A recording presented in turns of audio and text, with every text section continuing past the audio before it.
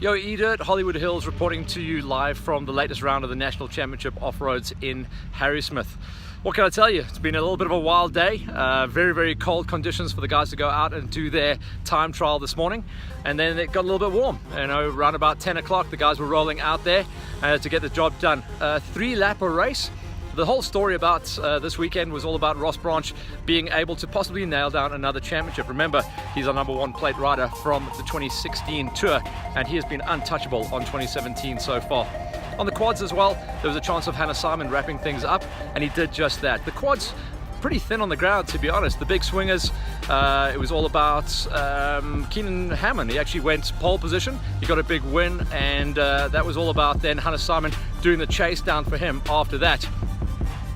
In the bikes, it was all about King Kenny. He did a big run in qualifying, and that had him as clear air.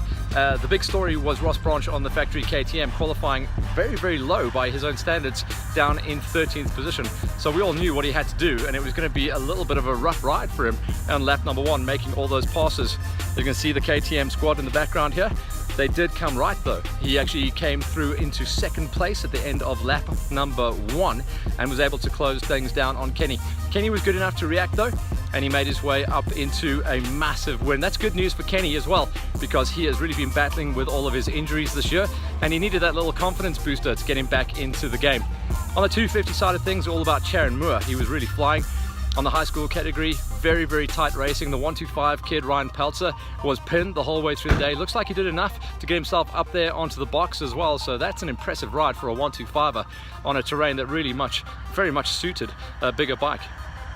The rest of the category is all about Wayne Farmer in the Masters category, untouchable. In fact, he qualified in 9th place in the morning's race and just dominated the whole way through that. His good bud and teammate on the senior side of things, Bruce Viljoen, looks like he got a 2 spot in the seniors, and once again it was Bolly Van Rooyen on the factory KTM that walked away with the senior victory.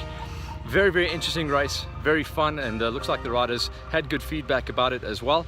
For now, it's going to be all about consolidation for the guys chasing for the rest of the category championships. Ross Branch has done enough to nail down the pro category win and get that big #1 plate back onto his bike.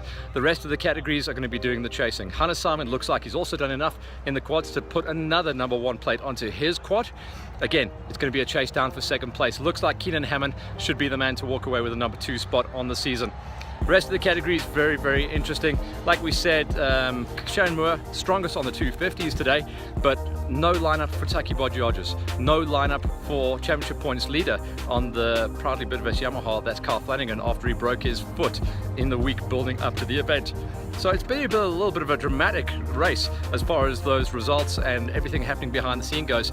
But the track itself, super safe, nice and fast and flowing. Real good feedback from all the racers. From my side, very, very cool event, and I've enjoyed every single minute of it, and it's nice to see the riders getting all happy about coming out to the races. It's been a long time since we've rolled down the road to Harrismith as well, so going to be fun. Remember, the bikes won't be going to Sun City, so it's going to be almost like a 2-month gap until we go to the final round of the Atlas Copco Gold 450 in Glen Harvey, just down the road from Carltonville, so kind of local for the Gauteng guys as well, so it's going to be fun to get ourselves there. What's happening in the rest of the month? Well, I'll tell you what, right now it's going to be a wild one.